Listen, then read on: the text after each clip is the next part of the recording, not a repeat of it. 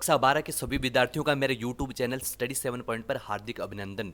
Students, आज की video बहुत ज़्यादा इंटरेस्टिंग होने वाली है, इसलिए मेरे साथ लास्ट तक बने रहना। तो स्टूडेंट्स, आज के सेशन में अपने पोएम करने जा रहे हैं माय मदर 866। ये इस पोइट्री को कंपोज किया है कमला दास ने, एक इंडियन पोइट कमला दास ने। स्टूडेंट्स, इस पोएम के अंदर एक डॉटर और मदर के एक डीप लव को दिखाया गया, गहरे प्रेम को दिखाया गया है। अपनी मदर की बढ़ती हुई उम्र के कारण यहाँ पर पोइट चिंतित हो जाते हैं और उनको डर सताता है कि कहीं मेरी मदर मेरे से दूर ना हो जाए। जनरली ओल्ड एज के बाद इंसान की डेथ हो जाती है और पोइट्री यहाँ पर सप्रेशन यानी अपने मदर से बिछड़ने के दुख से चिंतित है और इसी बेस पर इस पोइट्री को कंपोज किया गया है। पोइट्री की एक्सप्लेनेशन करें इससे पहले हम यहाँ पर स्टूडेंट्स देख लेते हैं पोइट के बारे में, थोड़ा सा पोइट का इंट्रोडक्शन हो जाए। कमला दास, जैसा कि मैंने बता दिया, कमला दास एक इंडियन पोइट है। देख सकते हैं यहाँ पर इनकी बर्थ, कमला दास की जो बर्थ हुई थी 1934 में मालाबार में केरला में हुई थी और इनकी डेथ 2009 में पुणे मुंबई में हुई थी। पेन नेम इनका माधवी कुट्टी, इनको माधवी कुट्टी के नाम से भी जाना जाता है। Known as a confessional poet, इनको कन्फेशनल पोइट के रूप में जाना जाता है। यानी कन्फेशनल पोइट स्टूडेंट्स किसे कह दिया जाता है, यानी एक ऐसा पोइट जो अपने प्राइवेट लाइफ, अपने व्यक्तिगत जीवन से जुड़ी हुई बातों को अपने रीडर के साथ शेयर करते हो, उसे कन्फेशनल पोइट कहते हैं। One of the India's foremost poets है कमला दास, अग्रणी कवियों में से एक है। Works are known for their originality, इनके जो कार्य हैं, इन्होंने जो भी कंपोजिशन दिया है उनको मौलिकता के लिए जाना जाता है, वर्साटिलिटी, और इनको बहुमुखी प्रतिभा के लिए जाना जाता है। एंड द इंडिजिनस मीन्स स्वदेशी, indigenous flavour of the soil, यानी इनकी पोइट्री स्थानीय क्षेत्र से संबंधित है। Published many novels and short stories under the name of Madhavi कुट्टी। ये स्टूडेंट्स ये फैक्ट याद रखने के लायक है। अपने कई कृतियाँ प्रकाशित की थी, किस नाम से? कमला दास के नाम से नहीं, माधवी कुट्टी के नाम से। तो स्टूडेंट्स, अब इनके वर्क्स की बात कर लेते हैं, इनकी कृतियों की बात करते हैं। इनके वर्क्स में है अल्फ़ाबेट ऑफ लस्ट 1977, 1977 में अल्फ़ाबेट ऑफ लस्ट इनकी बुक प्रकाशित हुई थी। A collection of short stories, ये कहानियों का एक कलेक्शन था, संग्रह था। सेकंड है Padmavati the harlot and other stories, 1992 में ये प्रकाशित हुई। नेक्स्ट जो इनके वर्क है वो है समर इन कैलकाटा, कुछ पोइट्रीज के नाम है यहाँ पर, the descendants, the old play house and other poem. इनका जो हमेशा कंटेंट रहा है, इनके लिखने का जो विषय वस्तु रही है वो है मानवीय संबंधों की जटिलता पर इन्होंने लिखा है। This poem written in a narrative form, ये जो पोइट्री है इसको नैरेटिव फॉर्म में लिखा गया है। Description of the event, it has no rhyme scheme, इस पोइट्री की कोई राइम स्कीम नहीं है।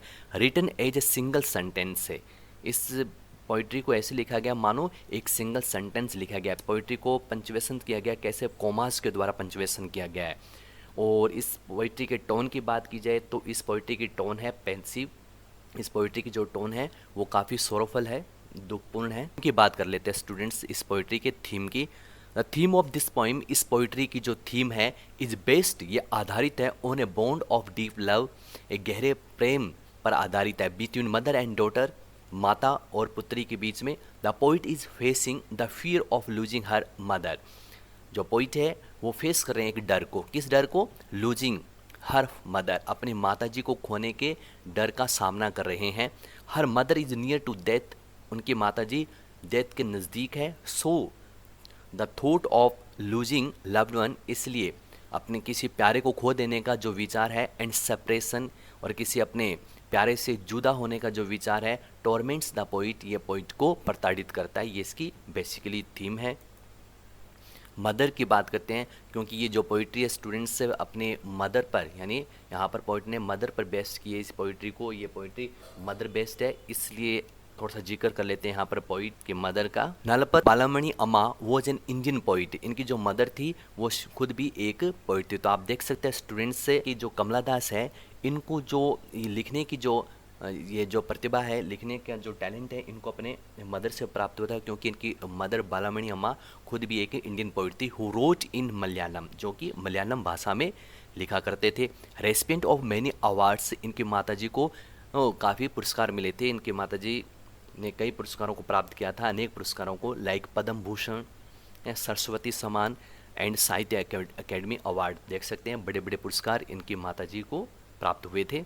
Let's start students poetry. Driving from my parents home to Cochin last Friday morning, I saw my mother beside me.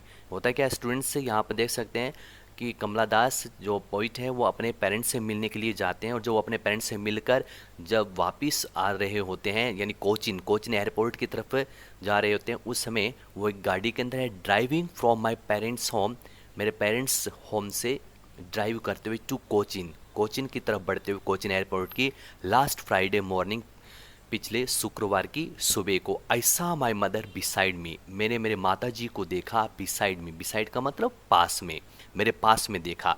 तो obviously जो poet की mother है वो उनके साथ में गाड़ी में बैठे हैं। Those open mouthed, her face ashen like that of a corpse and realized with pen.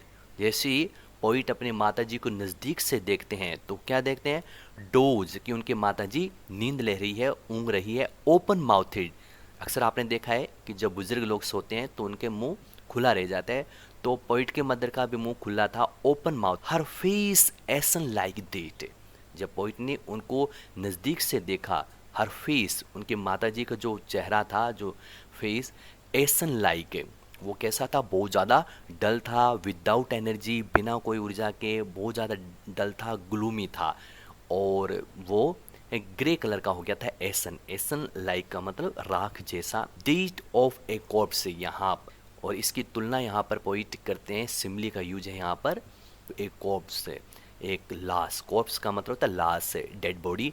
लाश के चेहरे से करते हैं, जैसे लाश का जो चेहरा होता है वो बिल्कुल सफ़ेद पड़ जाता है, विदाउट एनी कलर, डल हो जाता है, ग्लूमी हो जाता है, वैसे ही पोइट ने देखा उनकी माताजी का जो चेहरा था वो बुढ़ापे के कारण है, due to advancing age, and realized, poet को महसूस हुआ, पोइट ने दर्द के साथ महसूस किया, that she was as old as सी।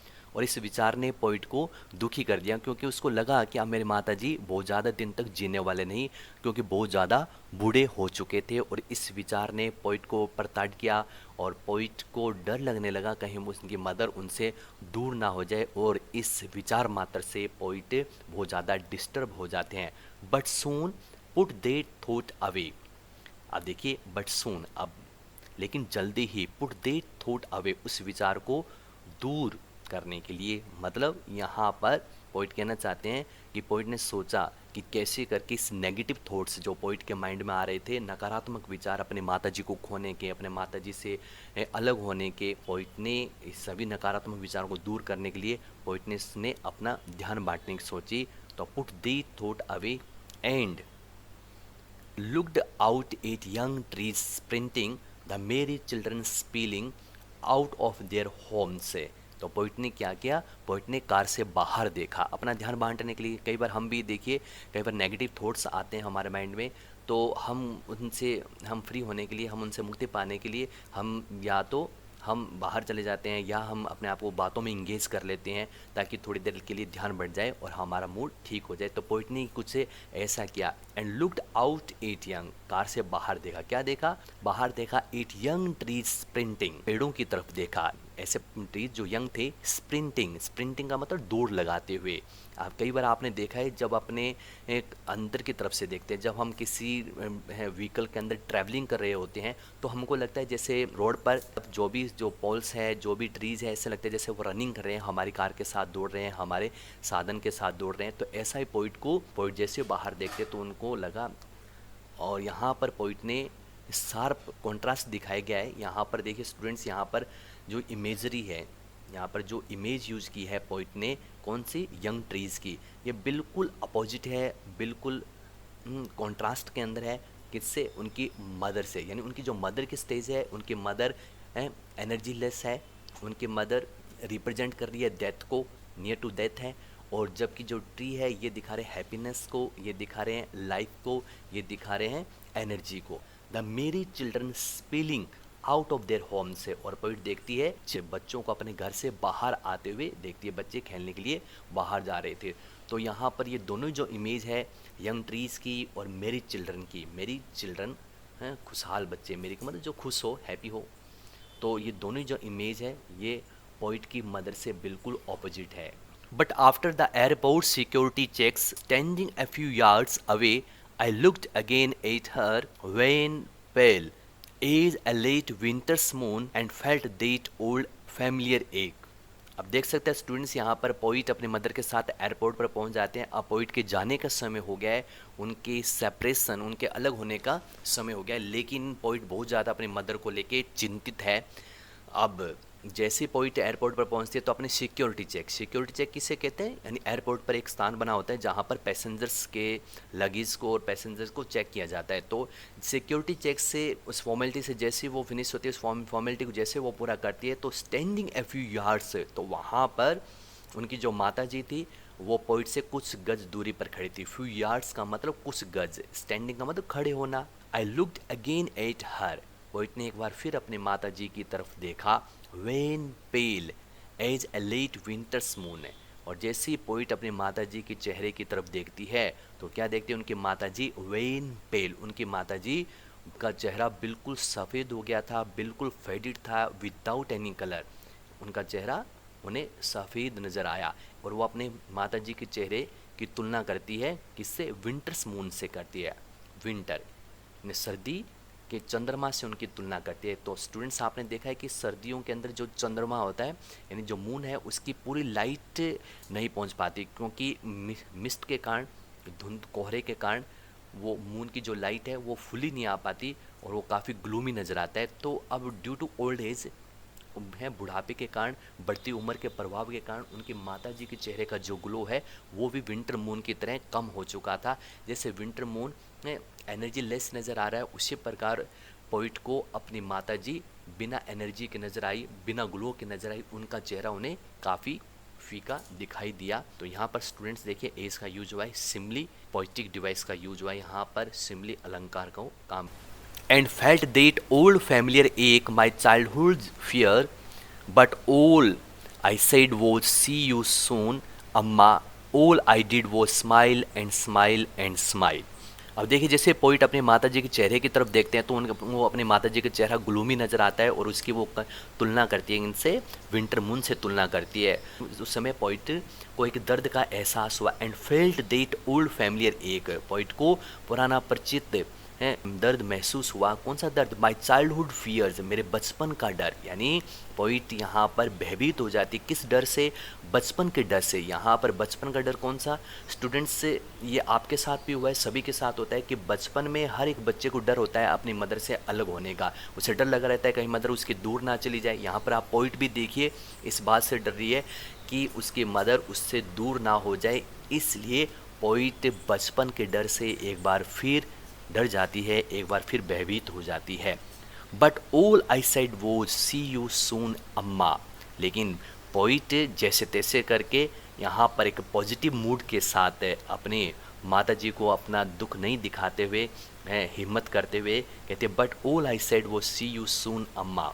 उन्होंने क्या कहा अपने अम्मा को कि अम्मा सी यू सून अम्मा, हम वापस जल्दी मिलेंगे।